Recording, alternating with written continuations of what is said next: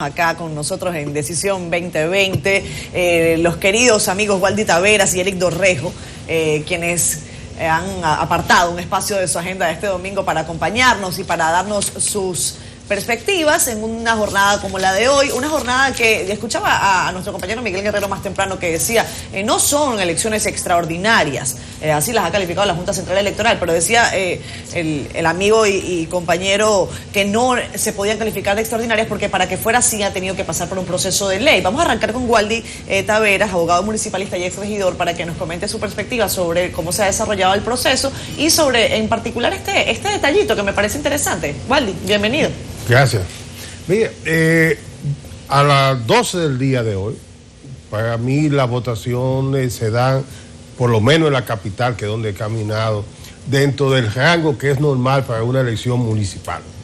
En la región, que se celebran elecciones municipales separadas, siempre la abstención está rondando entre el 40 y 45%. Aquí pudiera estar más o menos en ese mismo rango. Y en el 2002 tuvimos la mayor votación. Creo que los ciudadanos dominicanos tienen un gran compromiso, que la misma situación que pasó en febrero va a aumentar la votación con relación a lo que pudo haber pasado en febrero. Yo creo que en febrero pudimos llegar quizá al 50% de la votación o quizá menos, pero que hoy, por la misma situación creada, la votación pudiera estar entre el 55% al 60% de los votantes dominicanos inscritos. Con esto hay que tomar en cuenta también que el padrón que ha publicado la Junta es el padrón general del país y no se agregó los extranjeros, que para uno saberlo, dentro del mismo padrón tiene que decir que hay 586,000 dominicanos en el exterior y que por lo tanto no son parte de este padrón. Esa es la visión que tengo y entiendo también que la votación aquí va a ser un poco mayor por la implementación del voto preferencial para regidores y vocales de los distritos municipales. Sí, es un aspecto muy importante porque los regidores está cada uno buscando su voto. Claro. Yo quiero preguntarle a Eric Dorrejo, a propósito, Valentín estaba reivindicando su inclusión en nómina por las tantas veces que viene a los programas especiales. Yo voy a diligenciar la de ustedes dos. Eric, ¿qué te ha parecido hasta ahora el proceso? Bueno, hay elementos que son importantes a resaltar. Lamentablemente, ya no podemos avanzar en lo que es el voto automatizado, que hubiera sido un avance que lamentablemente quedó frustrado por lo sucedido en las pasadas elecciones. Pero así como señala Waldy, hay elementos que indican de que sí, que todo está transcurriendo normal, aunque no necesariamente con la afluencia esperada. Y aquí yo quiero señalar dos elementos ante esta situación. Número uno, que la prioridad en el día de hoy, aunque tenemos elecciones municipales, es el COVID-19. Es decir, lo que está en la mente del dominicano al momento de salir a votar es el COVID-19. Lo que está en el ánimo de los que están liderando el proceso de lo que está llevando nuestro país es lo que está afectando al mundo y cómo podemos prevenirlo. Entonces, esta situación, de una manera u otra, incide en grupos de personas que quizás en febrero tenían pensado ir a las urnas a votar y que hoy se lo están pensando. Personas que están en riesgo, en vulnerabilidad, personas que sobrepasan los 70 años, 75 años, personas que están embarazadas, se lo están pensando. Entonces, esto de una manera u otra ha incidido e incide en la situación que tenemos hoy ante este llamado democrático a asistir a las urnas. Y el otro elemento que quiero resaltar es que a partir de lo que sucedió el 16 de febrero pasado, el mes que ha transcurrido posteriormente, los candidatos a la alcaldía tomaron otra modalidad de comunicación. No era la que se veía antes del 16, donde habían propuestas, donde habían debates, donde íbamos y escuchábamos a los candidatos a la alcaldía dando sus mejores discursos en favor de un cambio y una transformación, sino que lo que tuvimos fueron discursos orientados a quién es el culpable, qué fue lo que pasó, quiénes son los responsables, incluso al manejo de crisis interna en los partidos, el manejo de crisis interna en candidatos a la regiduría que lamentablemente se vieron afectados por una situación que no se las esperaban. Entonces, eso cambió la incidencia de lo que son estas elecciones municipales. Lamentable. Lamentable, ¿por qué? Porque lo que se buscaba era que se despertara el ánimo de la población en votar por las mejores candidaturas. Sin embargo, el haber cambiado el discurso y que el discurso solo fuera un discurso de protestas, de problemas, de situaciones, de vicisitudes, eso cambió incluso la dinámica. Y yo entiendo que estos dos elementos son los elementos que van a incidir en el progreso de las elecciones del día de hoy y en lo que podrían ser los resultados de estas elecciones. ¿Cuál es el llamado? El llamado y la recomendación a votar. Nos quedan 3 horas y media de votación todavía. El llamado es a que la población acude en masa a expresarse, a señalar cuáles son las candidaturas que les representan, y el llamado es también a ser precavido. No es a la ansiedad colectiva, es a poder asistir de una manera cauta, segura a los centros de votación y no quedarnos acá. Inmediatamente usted vote, vaya a su casa, quédese tranquilo, quédese observando el transcurrir de estas elecciones, porque eso es lo que nos va a garantizar a nosotros una verdadera democracia en nuestro país en el posterior.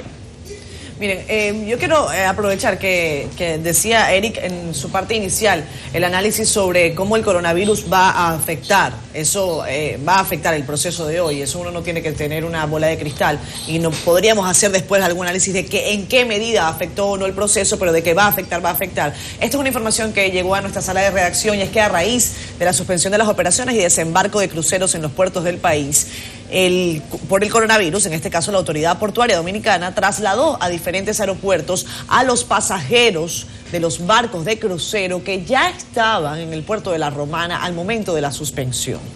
3 barcos de crucero, 3, estaban aquí en el país, en el puerto de La Romana. Estas embarcaciones son específicamente Club Med, tenía 380 pasajeros, Aida Luna tenía 840 pasajeros y Aida Diva 2.025 pasajeros. En total, 3.245 pasajeros fueron trasladados en autobuses desde la terminal portuaria hacia diferentes aeropuertos.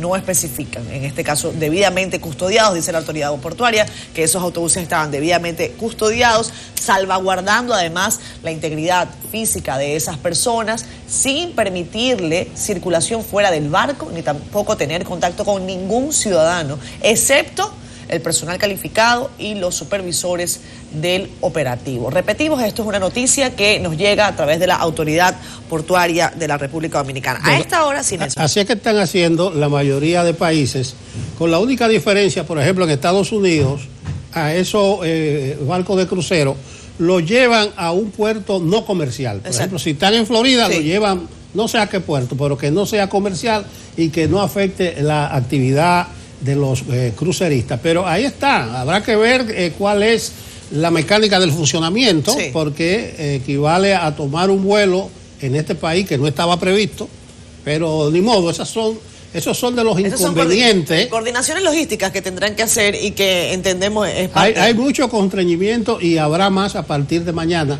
según apuntan los acontecimientos. Así es. Yo quiero preguntarle a Waldy Taveras, porque a esta hora se hacen algunas perspectivas sobre participación o no.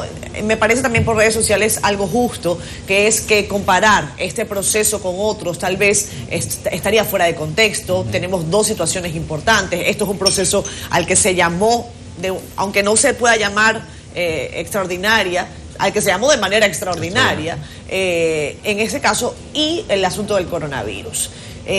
¿A quién afecta y a quién beneficia la abstención, Waldy? Eso es importante que la gente lo sepa, porque independientemente de, todavía, como decía Eric, queda mucho tiempo para votar. Mira, yo, como caminado hoy por la circunscripción 3 y 2 de la capital, que tenía la percepción de que era donde iba a haber mayor abstención por el asunto del COVID-19. ¿Y cuál fue el resultado? Y ahí están los reportes de los medios. A partir de las 9 de la mañana comenzó a aumentar la presencia de personas en los centros de votación. La votación se está haciendo bastante rápida, eso también hay que señalarlo.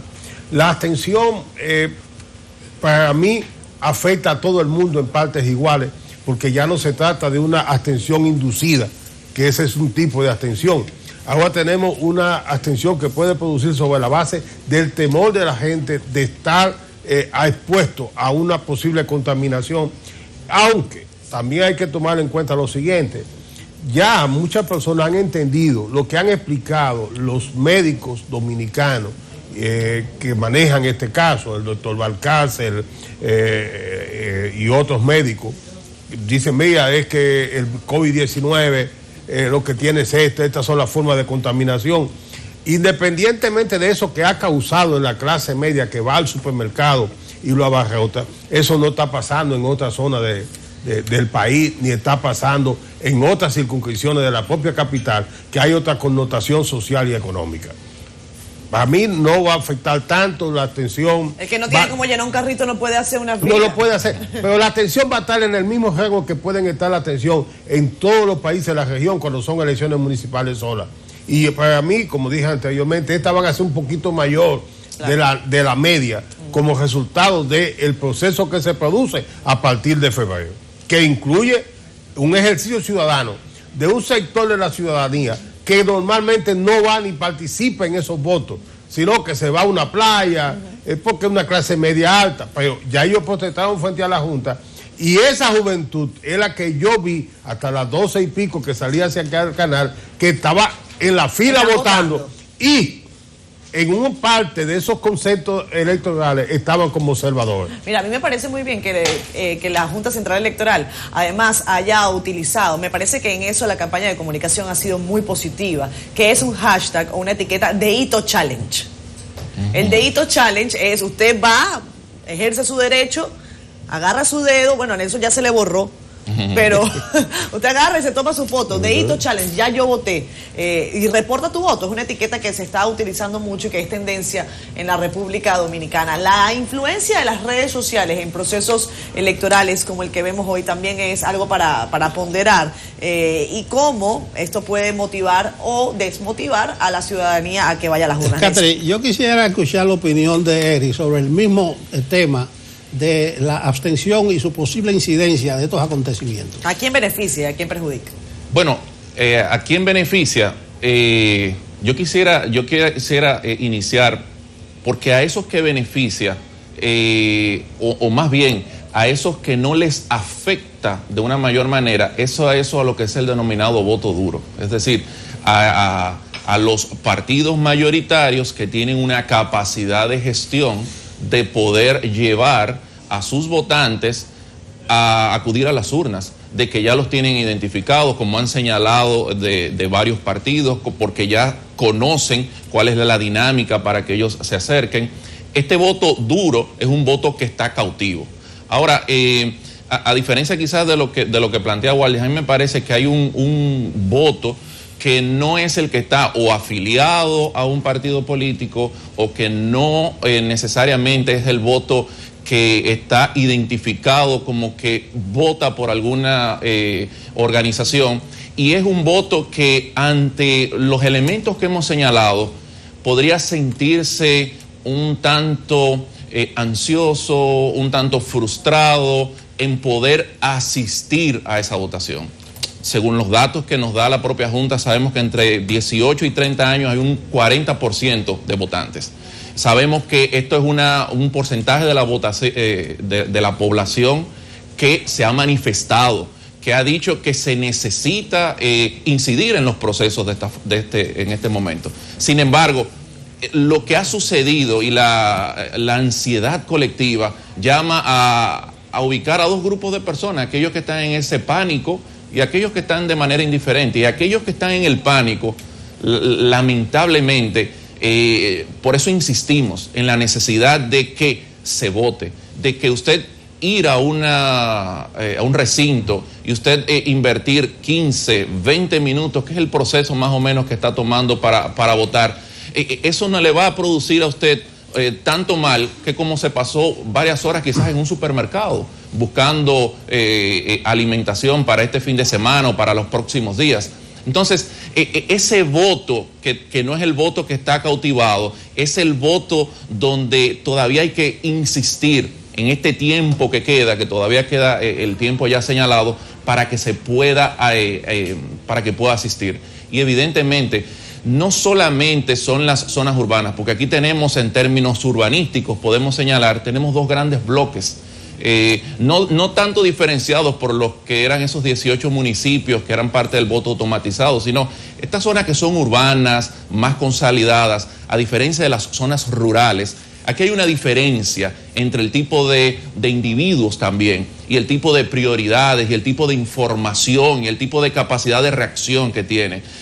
Quizás hay una población que no está tan conectada a lo que es esta ansiedad de las redes sociales, que no está tampoco siendo impregnada por lo que se está diciendo. Y ahí también hay una población que se ve que no está necesariamente sintonizada con lo que está sucediendo. Entonces, yo creo que aquí hay que tener en cuenta estos tipos de poblaciones y esta población que ya es más rural, una población que va a votar porque el alcalde o la alcaldesa seleccionado es la persona que ve de manera más cercana, es la persona a la cual le satisface sus necesidades más primarias.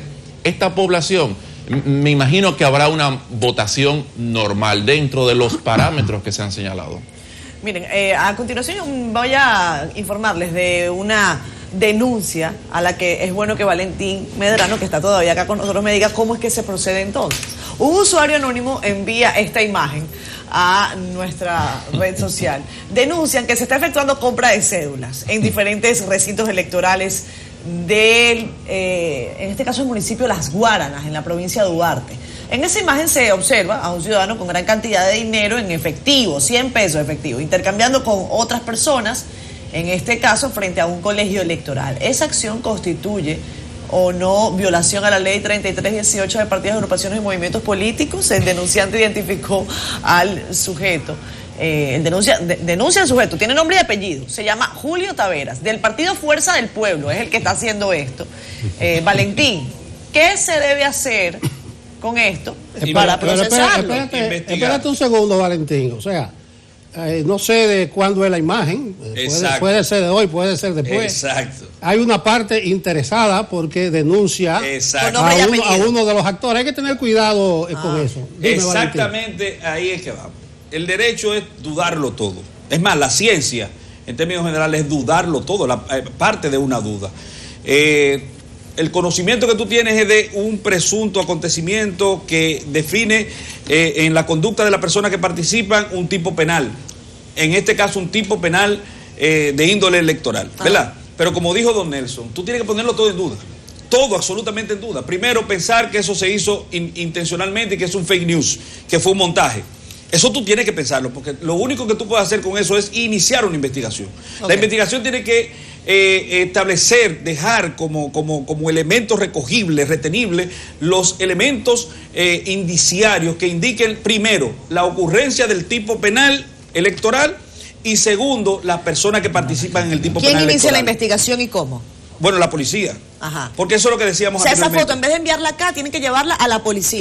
Claro, la policía electoral es el primer elemento en el tinglado, en el proceso de investigación desde el punto de vista penal. Ellos son los que toman primero de antemano información al respecto de la ocurrencia del tipo penal y son los que tienen que levantar las evidencias y transmitírselas al Ministerio Público que dirige la investigación que haya de iniciarse en el caso de que tengan elementos suficientes para la posibilidad de que esto ocurra. Ahora bien, yo quería decirte lo peligroso, tomando un dato que da Waldis.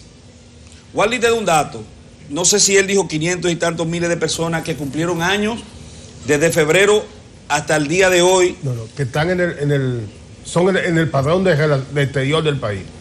pero personas que no van a ejercer su derecho al voto porque no fueron incluidos. Porque no están en el país. No, pero vamos a poner las personas que cumplieron años.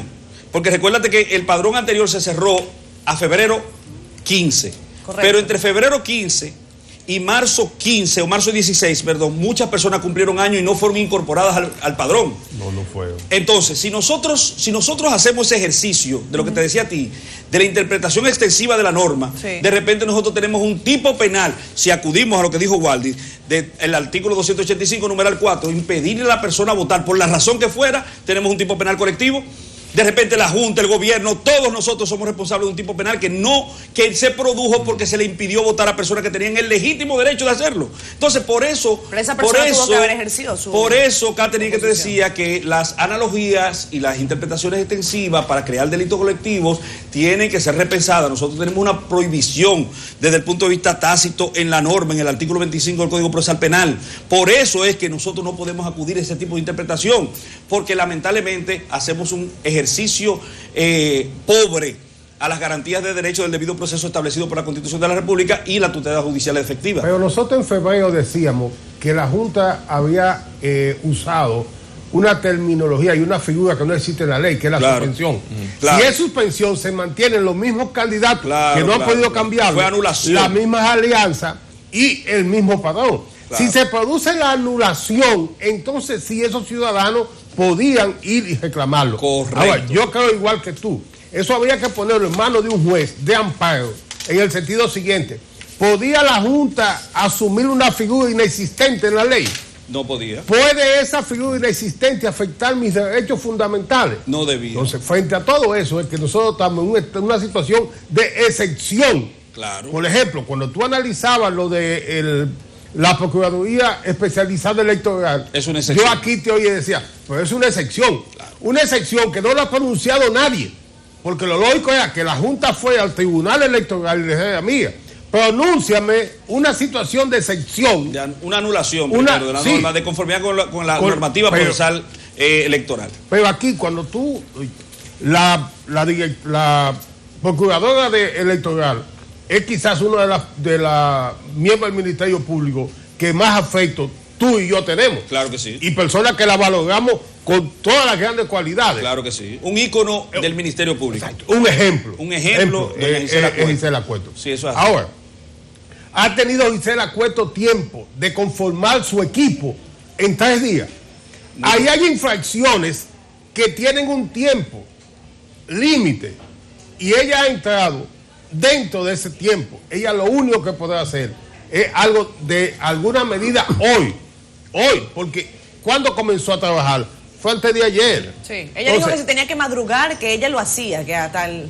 Pero, oigan este dato que no se manejó mucho. Gisela dice, voy a amanecer estudiando todo lo que tiene que ver con la ley electoral. Correcto. ¿Qué admitió la magistrada Cueto? Desconocimiento en principio. En principio. Entonces, ¿qué si ella conoce? Pero, si me permite, Waldi, desconocimiento específico de lo que define la conducta típica en materia electoral, porque ella tiene el conocimiento base de lo que es un tipo penal. Claro. Lo único que hay que hacer con eso es adecuar ese conocimiento general que tiene a esas especificaciones. Por vía de consecuencia, tiene las herramientas necesarias para la proscripción del delito. Perfecto, ahí, por eso te iba a concluir. ¿Qué nosotros sabemos? Que eso que tú estabas explicando, de lo que es un delito y lo que no es un delito, de cómo puedo obtener una prueba y presentarla y qué documentación tengo y no es una prueba, lo sabe Gisela Cueto. Claro. Por ejemplo, cuando a ella le lleven, mira, este tipo está, porque estaba comprando cédula, va a tener que decidir entre lo que tú planteas y lo que plantea Catherine. ¿Cuál es? Incluye, y lo que yo digo, esa cédula puede incluirse en ese 4 del 285.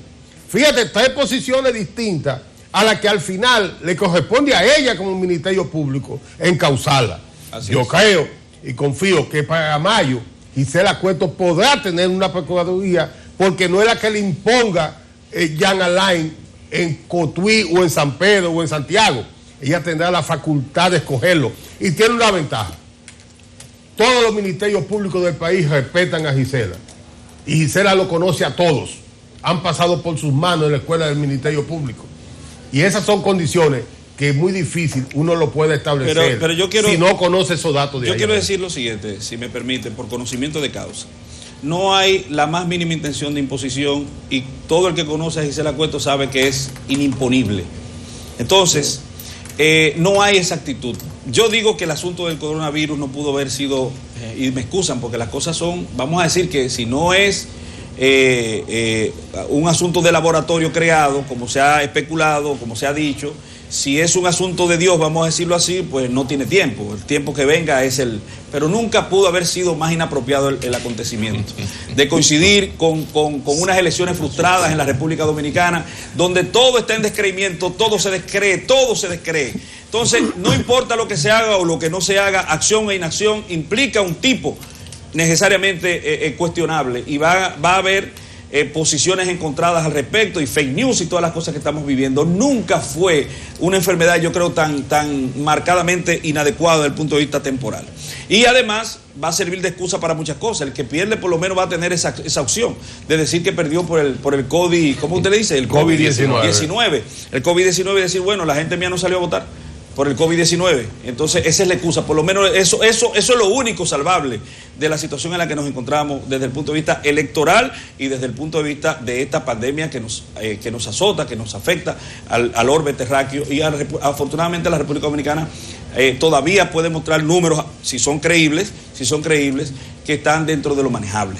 Bueno. Lo que yo quisiera saber es cómo esto nos va a afectar. El COVID ha de pasar. Espero yo que sí, que haya de pasar. Pasó el COVID-19. Pero ¿qué va a ocurrir con el turismo en la República Dominicana y en el mundo? ¿Cómo se rediseña el turismo? Esa afectación, esa decisión, por ejemplo, de la que leyó Catherine, que es correctísimo, porque lo que nosotros debemos es preservar vida, atender a los dominicanos primero, el hombre y la mujer, la vida, etcétera, etcétera. Pero esas decisiones que se llevaron a efecto, de esas afectaciones de esos turistas que fueron sacados del territorio dominicano prácticamente en manos militares, ¿en qué eso nos va a afectar a futuro? Cuando nosotros somos dependientes mayoritariamente de ese renglón de la economía. Punto y aparte, Valentín. Punto y seguido, jefe.